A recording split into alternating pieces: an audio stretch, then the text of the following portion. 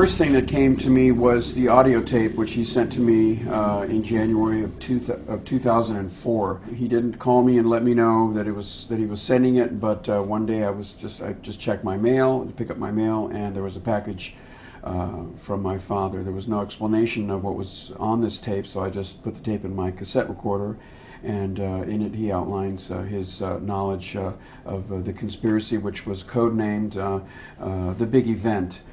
I was a bench warmer on it, and I had a reputation for honesty. I think it's essential to refocus on what this information that I've been providing you, and you alone, by the way, consists of. What is important in the story is that we've backtracked the chain of command up through Cordmeyer and laying the doings at the doorstep of LBJ. He was sick, and he wrote this out, as you can see by the handwriting, with great difficulty. It's a little hard to read some of it, but at the top here we have the initials LBJ, which of course was a vice president at the time. Below this we have Cordmeyer, who was a CIA officer. Below that we have named David Morales, who was also a CIA, I don't know if he was official CIA, but I'm certainly heard his name before in relation to contract work that he did with the CIA. I think he was a pretty serious guy, a guy capable of doing just about anything. And to the right, the next name is Bill Harvey, who was a very flamboyant CIA man, carried around a couple pistols in his belt at all times, was a heavy drinker. And below at the bottom it says French gunman Grassy Knoll. I mean, you've said now that David Phillips apparently met with Oswald in Mexico City before the assassination. You've said that Bill Harvey may very well have recruited a French or Corsican gunman to shoot. And you've also said that Cordmeyer had a motive in that his wife was having an affair with John F. Kennedy. I heard from Frank that LBJ had designated Cordmeyer Jr.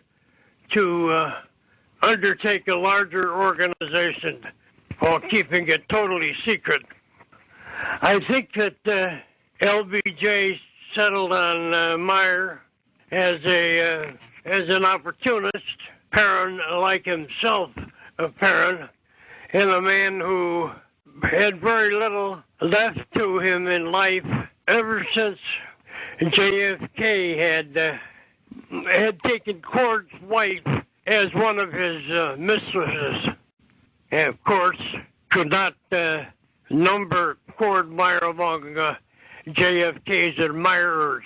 Quite the contrary. So now you have three CIA officials who had, let's say, the means, motive, and opportunity, or some connection to kill Kennedy. That's true. But Johnson, as we all know, was a very corrupt president. Yeah. Very capable of doing evil deeds, don't you think? Unquestionably. And if he wanted something done, he may have turned to someone like Bill Harvey, right, who was also extremely corrupt, right, and a psycho, basically. Yeah. Oh yes. I could just visualize Harvey and LBJ forming a kind of a thieves compact between them. Mm-hmm. But I think that LBJ was an opportunist, and if it was not hesitated to get rid of obstacles in his way. I think that his later career exemplified that. The vice president had the most to gain. Yeah.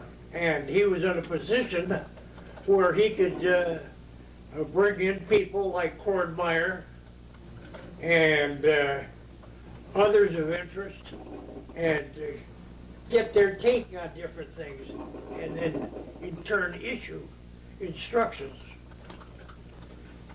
there was nobody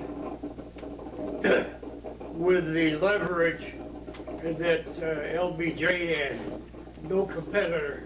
He was the vice president, and if he wanted to get rid of the president, and he had ability to do so by corrupting different people in CIA.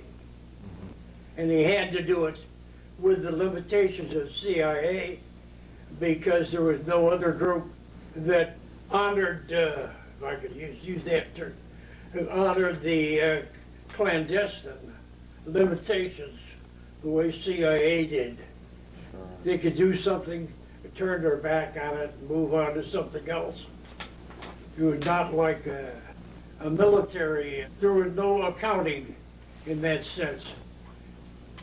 And we know that LBJ had an unlimited ambition. And we know that he was a corrupt individual. And that the dollar sign was very important to him. As vice president, he didn't have the leverage that a president did or would.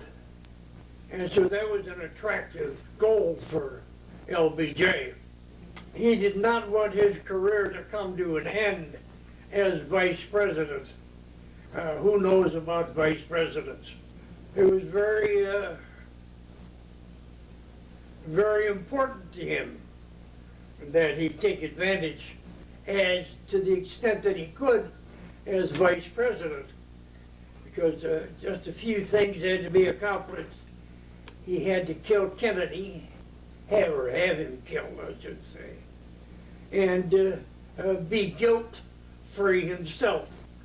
Then he could go on and do what he wanted to do as President of the United States. It was a very tempting and almost illogical